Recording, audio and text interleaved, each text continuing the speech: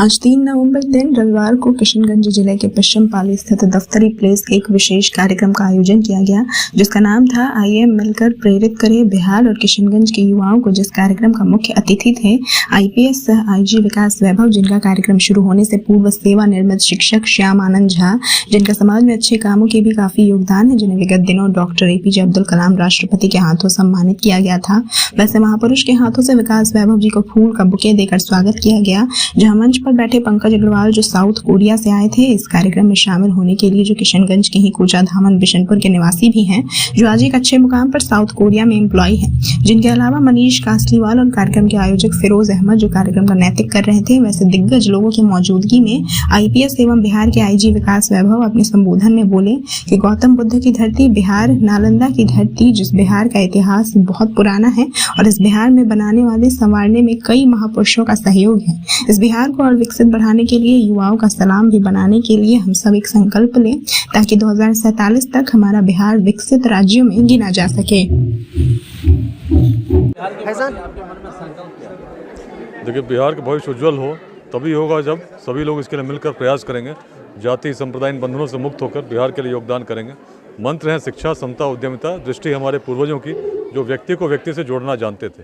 बिहार में हर प्रकार के संघर्ष से ऊपर उठकर चलना होगा। बिहार जब रोड नहीं थे, टेक्नोलॉजी नहीं थी, सूचना के तंत्र नहीं थे, तब यदि हम अखंड भारत के साम्राज्य को बना सके, ऑक्सफोर्ड और कैम्ब्रिज से पहले नालंदा और विक्रमशिला विश्वविद्यालय स्थापित कर सके, तो कारण एक ही था, सोच बड़ी थी।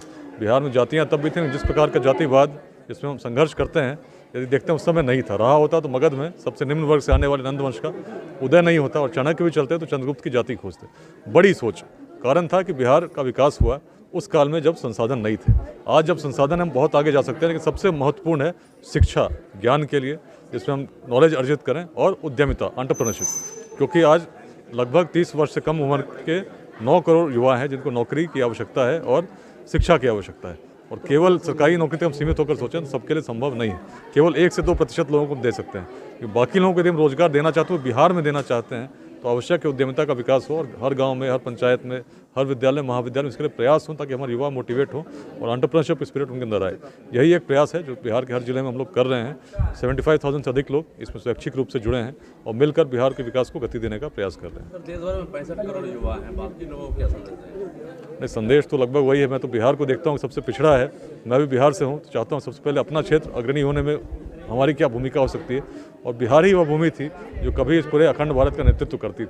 तो आज यदि भूमि उस रूप में जागृत होती है एक नए संदेश के साथ, और संदेश वही जो हमारे पूर्वजों की दृष्टि थी उसके साथ, जो जाति संप्रदाय बंधनों से मुक्त होकर हम बिहार को विकसित बनाएं, निश्चित चीज़ें बदलेंगे। सर, पॉलिटिशियन भी पद यात्रा में निकलते हैं, कहीं आपके मन में तो कहीं कुछ नहीं है? देखिए, जो पॉलिटिक्स है उसका जो जिस प्रकार की चीज़ें हैं, निश्चित पॉलिटिक्स महत्वपूर्ण है और अच्छे लोगों को पॉलिटिक्स में आना चाहिए। लेकिन अभी जिस प्रयास में मैं लगा हूँ उससे भी बड़ा है, क्योंकि जो राजनीतिक पद होते हैं कुछ उसको प्राप्त करने के लक्ष्य के साथ चुनाव लड़े जाते हैं, लेकिन कुछ समय के लिए होते हैं, फिर चीज़ें बदलती हैं। जिस प्रयास में मैं लगा हूँ दीर्घकालिक है। बिहार में बड़ा परिवर्तन हो, और ये तभी संभव है जब समाज के हर वर्ग, हर संप्रदाय से हम जुड़ें